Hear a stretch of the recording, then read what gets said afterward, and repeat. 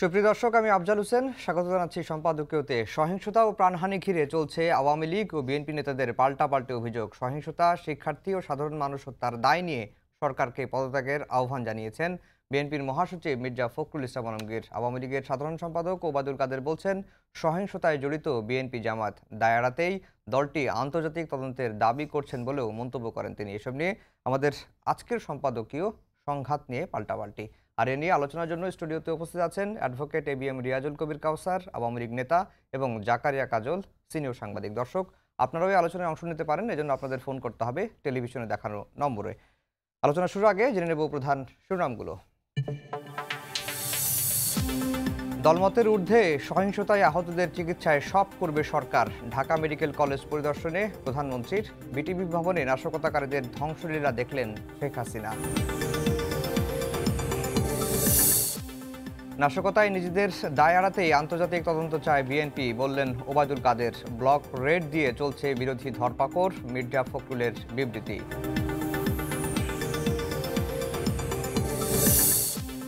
সহিংসতার ৫ শতাধিক মামলায় ৫,৫০০ গ্রেপ্তার। টাকা না দিলে হয়রানির অভিযোগ ভুক্তভোগীদের। সিসিটিভি ফুটেজ দেখে নেওয়া হচ্ছে ব্যবস্থা, দাবি রাষ্ট্রপক্ষের আইনজীবীর। ঢাকায় তাণ্ডব চালাতে রাজশাহী থেকে আসে জেএমবির ১৫০ জঙ্গি, বেশিরভাগই জামিনে থাকা আসামি। সহিংসতায় যোগ দেন বিএনপি জামাত নেতাকর্মীরাও, ফেরার পথে ধরা পড়ে অনেকে। সারা দেশে স্বাভাবিক হচ্ছে জনজীবন। রাজধানীতে ৯ ঘণ্টা কারফিউ শিথিলে ছুটির দিনে বাড়ে মানুষ ও যানবাহন চলাচল। সহিংসতায় নিহতদের স্মরণে মসজিদে মসজিদে দোয়া।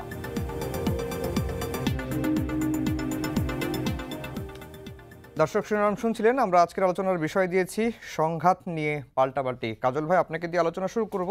এই সংঘাত নিয়ে পাল্টাপাল্টি বক্তব্য চলছে।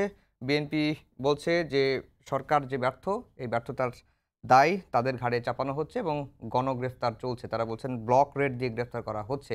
অন্যদিকে আওয়ামী লীগের সাংগঠনিক ব্যর্থতার কথাও কিন্তু এর মধ্যে আলোচনায় এসেছে এবং দলীয় বৈঠকেও আওয়ামী লীগ নেতারা সেটি স্বীকারও করছেন এবং আজকেও দেখলাম যে বেশ কয়েকটি ওয়ার্ড কমিটি ভেঙে দেওয়া হয়েছে।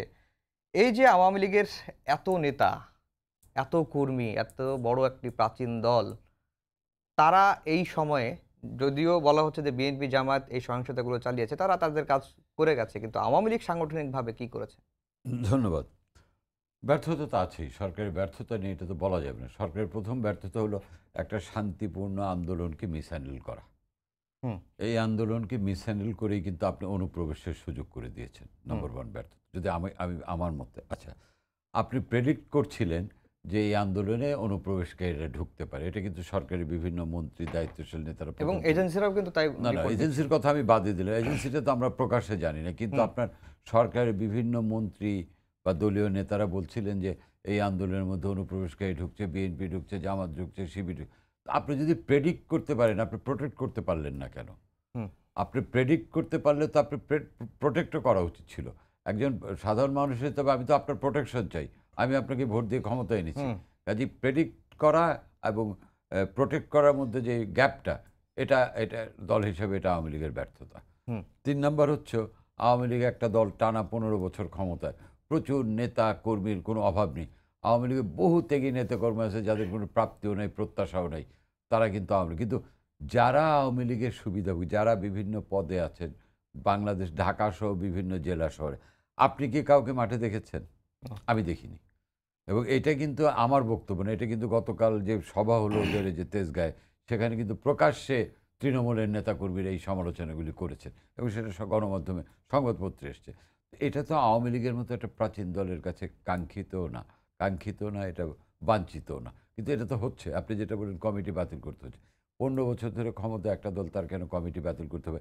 আমি মেনে নিলাম, এটা সত্য যে এবার যে ধ্বংসযজ্ঞটা চলেছে, এটা আওয়ামী লীগের বিরুদ্ধে যতটা না রাষ্ট্রের বিরুদ্ধে আমার কাছে ততটা বেশি মনে হয়েছে। কিন্তু এটা প্রোটেক্ট করার দায়িত্ব সরকারের যেমন আছে, আইনরক্ষীদের, দল হিসাবে আওয়ামী লীগেরও তো কিছু দায়িত্ব আছে, তাই না? সেই দায়িত্ব পালনে আওয়ামী লীগ ব্যর্থ হয়েছে। না, এই দায়িত্ব পালনে আওয়ামী লীগ ব্যর্থ এবং হয়েছে। এটা সাংগঠনিক ব্যর্থতা। শুধুমাত্র তৃণমূলের ওয়ার্ড কমিটি ভেঙে দিলেই কি দায় এড়ানো যায়? আমি আসছিলাম, আপনি তো একটু বলতে দেন আমার। আচ্ছা। হ্যাঁ, এখন আপনারা কি করলেন? আপনারা তৃণমূলের কমিটিগুলি ভেঙে দিলেন। তৃণমূলের যে কমিটিগুলি, এগুলি চালায় কারা? হুম, আপনি তো উপরের দিকে দেখতে হবে। আজকে আজকে তো সরাসরি বলা হচ্ছে যে, যে ছাত্রলীগের মতো একটা সংগঠন যারা এই আন্দোলনের ১ম দিকে কোটা যারা বৈষম্য বিরোধী ছাত্র আন্দোলন, আমি নিজের কানে শুনছি ছাত্রলীগ বলছে যে, "আপনাদের দাবি যৌক্তিক, আমরা আপনাদের সঙ্গে আছি। আপনাদের কাছে আমাদের অনুরোধ যে জনদুর্ভোগ সৃষ্টি করবেন।" হুম, এরকম একটা পজিটিভ ছাত্রলীগকে নেগেটিভ রূপে চিহ্নিত করলো কে? আওয়ামী লীগের কোন নেতৃত্ব? এটা আমরা সবাই জানি। এবং আওয়ামী লীগের শীর্ষ মানে মাননীয় প্রধানমন্ত্রীর কথা আমি বলছি, দলের যারা গুরুত্বপূর্ণ নেতা, দলের সাধারণ সম্পাদক থেকে আরম্ভ করে যারা আছেন, তাদের বক্তব্যগুলো কি? আপনি পরিস্থিতি কন্ট্রোল করার বদলে যদি শীর্ষ নেতৃত্ব থেকে মানে শীর্ষ বলতে আমি মানে দলের নেতৃত্ব থেকে উস্কে দেওয়া হয় এবং সেই উস্কে দেওয়ার পরে সেই পরিস্থিতি যদি আয়ত্তে রাখার সক্ষমতা আপনার না থাকে, যা হয় তাই হয়েছে। আমার কাছে দুঃখ লাগে কদিন আগে আওয়ামী লীগ তাদের ৭৫ বছর হুম। পূর্তি অনুষ্ঠান করলো। সেই ঐতিহ্যবাহী দলটার এই কঙ্কালসার রূপ দেশবাসীকে প্রত্যক্ষ করতে হলো। এটা মুক্তিযুদ্ধের প্রতি মুক্তিযুদ্ধের পক্ষের একটা এই যে একদম একটা কঙ্কালসার আমাকে রূপের কথা বলছেন, এটি আসলে মানে কেন তৈরি হলো? ক্ষমতায় দীর্ঘদিন থাকার কারণে? এটা ক্ষমতায় দীর্ঘদিন থাকার কারণে যেটা হয় যে আমরা ছোটবেলায় বাল্যশিক্ষা একটা বই ছিল, এটা আপনাদের সময় ছিল না। ওই বাল্যশিক্ষায় একটা লাইন ছিল, অহংকার পতনের মূল। আমার কেন জানি মনে হয় আওয়ামী লীগের নেতৃত্বের মধ্যে একটা যারা আছেন বিভিন্ন হুম, স্তরে তাদের মধ্যে একটা দম্ভ ঢুকে গেছে যে আমাদের কে কি করবে। এবং এই দম্ভের কারণ হচ্ছে রাজপথে কোনো শক্তিশালী বিরোধী দল না থাকা। এবার শক্তির হুম, বিরোধী দল না থাকলে গণতন্ত্র যে ক্ষতিগ্রস্ত হয় এবং ক্ষমতাসীনদের যে একটু দম্ভের পরিমাণ বেড়ে যায়, হুম, এটার প্রমাণ হলো এটা। জি। কিন্তু সুযোগ সন্ধানের কিন্তু সুযোগটা ঠিকই নেই। ওই যে বললাম, খালি প্রেডিক্ট করলেই হবে না, হুম। প্রোটেক্টও করতে হবে। সেই প্রোটেকশনের ক্ষেত্রে দল হিসেবে আওয়ামী লীগ ব্যর্থ হয়েছে। এই যে কাউসার ভাই যেটি কাজল ভাই বললেন যে আপনারা ধারণা করছিলেন যে এই আন্দোলনে তৃণমূল ঢুকে গেছে। অনেকেই প্রকাশ্যেই বলছিলেন। আন্দোলনটা যখন সহিংস রূপ নিল তখন আপনারা প্রোটেক্ট করতে পারেন নাই। যেটা আমরা এর আগে দেখেছি যে আপনারা পাড়ায় মহল্লায় কমিটির কথা বলেছেন, জনগণের নিরাপত্তার কথা আমি বলেছেন। একটা সেকেন্ড নিচ্ছি। আওয়ামী লীগ বিএনপির যেকোনো কর্মসূচিতে শান্তি মিছিল, শান্তি সমাবেশ করত না? হুম, সেই আওয়ামী লীগ কোথায় এখন? জি, সেই আওয়ামী লীগ কোথায় এখন? না, ধন্যবাদ আপনাকে। ধন্যবাদ সওয়াল জাকারিয়া কাজল ভাই। সময় টিভির যারা দেখেন শুভেচ্ছা, স্বাগত। কাজল ভাই এক ধরনের পোস্টমর্টেম করলো। হুম, আমি আওয়ামী লীগের একজন ক্ষুদ্র কর্মী হিসেবেও এটা,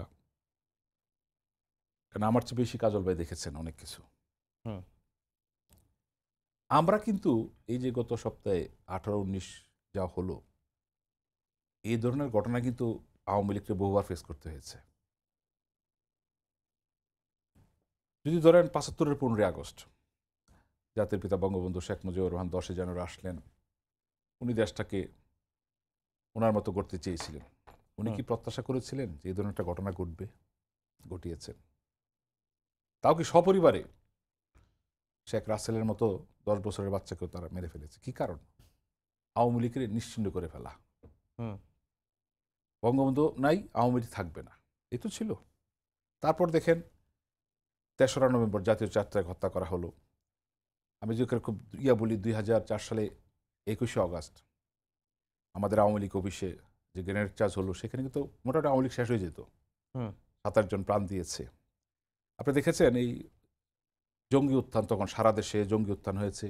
৬৪ জেলায় একসাথে বোমা হয়েছে। এগুলো কিন্তু আমরা দেখে এসেছি, আপনারা দেখে এসেছেন, মোকাবেলা এসেছেন। করে এসেছি। হ্যাঁ, এবার আসেন। কিন্তু শিক্ষা নিয়েছেন কি? না, হুম, শিক্ষা দেখেন, এইবার যে ঘটনাগুলি ঘটলো, আমাদের সরকারের মানে মাননীয় প্রধানমন্ত্রী শেখ হাসিনা নেতৃত্বে আওয়ামী লীগ সরকারের গত ১৬ বৎসরের বিশ্বে আমরা কি পেয়েছি? উন্নয়নের রুট মডেল হিসেবে একটা স্বীকৃতি পেয়েছি। হুম, লক্ষ্য করে দেখেছেন? যেসব ব্যাপার আমাদের মানে বলা যায় যে উন্নয়নের একটা দিকপাল, সেসব জায়গায় কিন্তু হিট করা হয়েছে।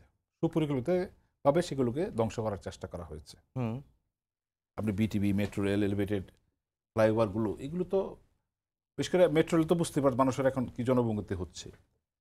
আচ্ছা, এবার আসেন, আন্দোলন ছিল কোটার। হুম, এখানে কোনো দলকে ঘোষণা দিয়েছে সরকার পতনের? হুম, দেয় নাই। তা আমরা ছাত্রদের দাবি তো এটাও বলতে চাই। দেখেন, ঢাকা বিশ্ববিদ্যালয়ের ছাত্রদের আন্দোলন একটা মানে ঐতিহাসিক একটা বিশেষ করে ছাত্ররা দেশের স্বাধীনতার আগের পরে শক জাতীয় আন্দোলনে কিন্তু জড়িত ছিল এবং হুম, এই আন্দোলন সফল হয়। আমরা কিন্তু আমার ছাত্রলীগের পক্ষে আমরা কিন্তু বলেছিলাম এটা হবে, যেহেতু ব্যাপারটা কোর্টে গিয়েছে। সর্বোচ্চ আদালতের প্রধান বিচারপতি স্পষ্ট বলেছেন যে 7ই অগাস্ট পর্যন্ত দেখতে হবে। না এগুলো না এটা বলি, দেখেন এগুলো সবই আমি একটা জানি, উদাহরণ দেই। কিন্তু যেটি প্রশ্ন যে সেই আওয়ামী লীগ এখন কোথায়, না আওয়ামী লীগ, আমি তো বলেছি প্রশ্নটা এই জায়গায়। এই যে আমি তো এই ঘোষণা দেখি কাজটা কে করেছে?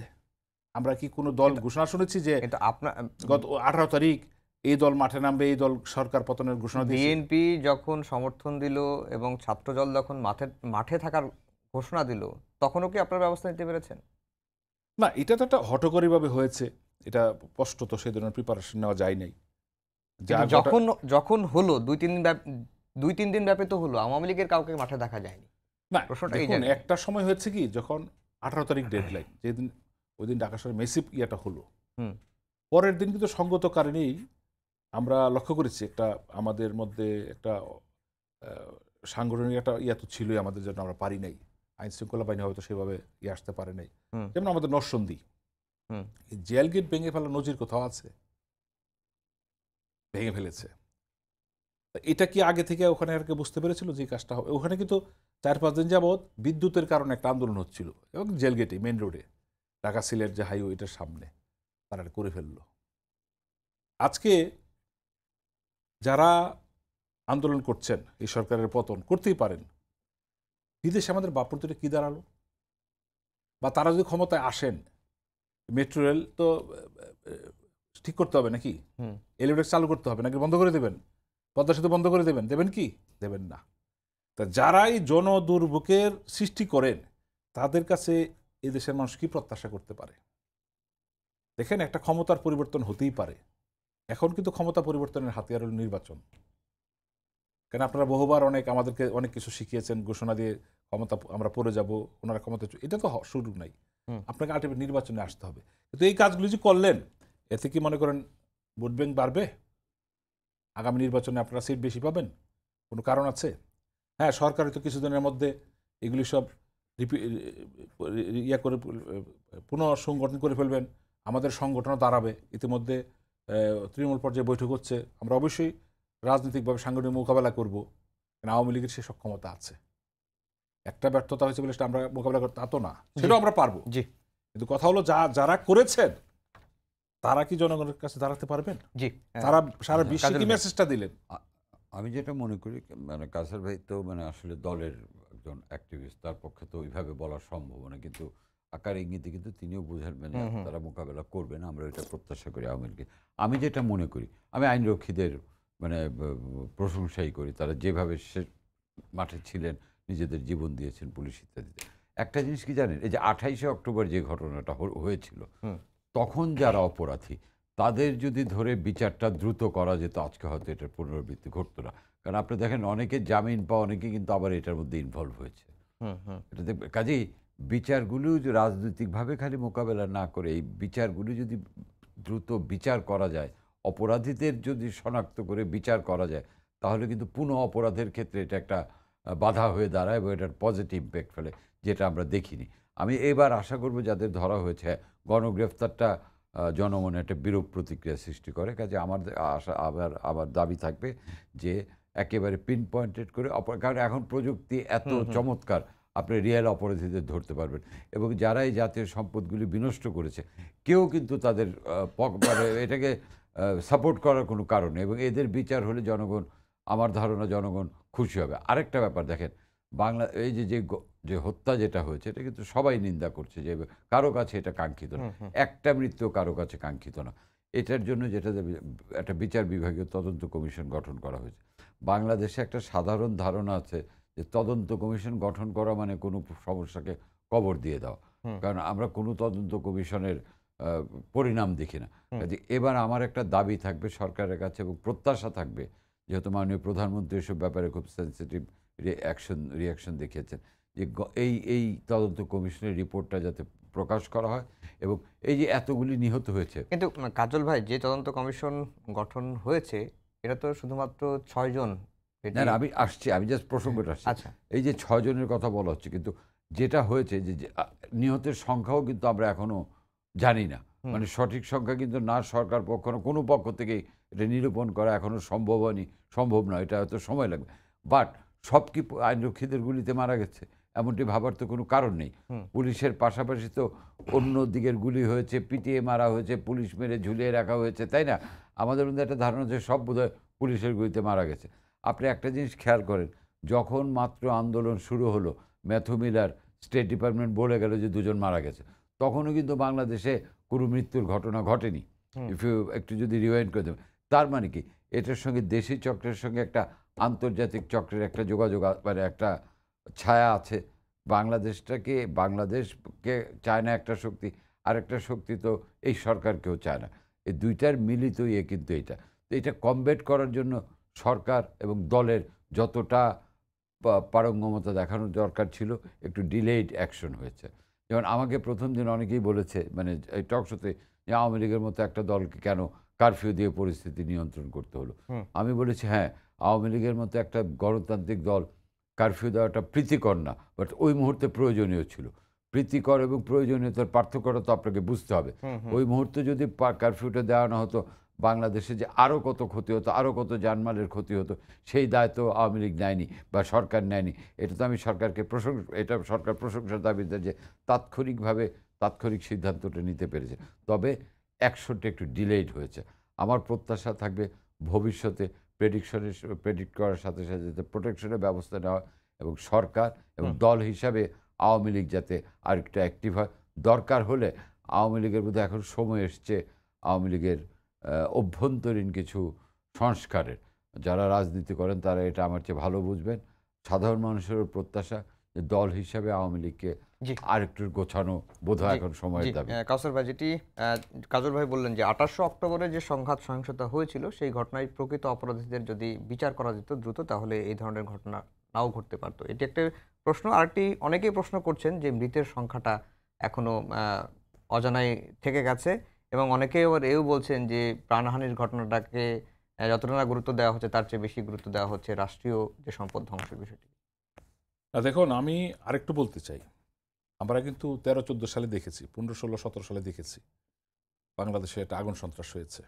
আমি সেটাও বলতে চাই, তখন যদি তাদেরকে বিচারের আওতায় আনা হতো, এবং এটা কিন্তু স্বীকৃত, যেসব ভিডিও ফুটেজ এসছে জেলা পর্যায়ে যারা, তারা কিন্তু মামলার আসামি বা জামিনে আছে, সেটাই বললাম, তারা কিন্তু এটাতে অংশগ্রহণ করেছে।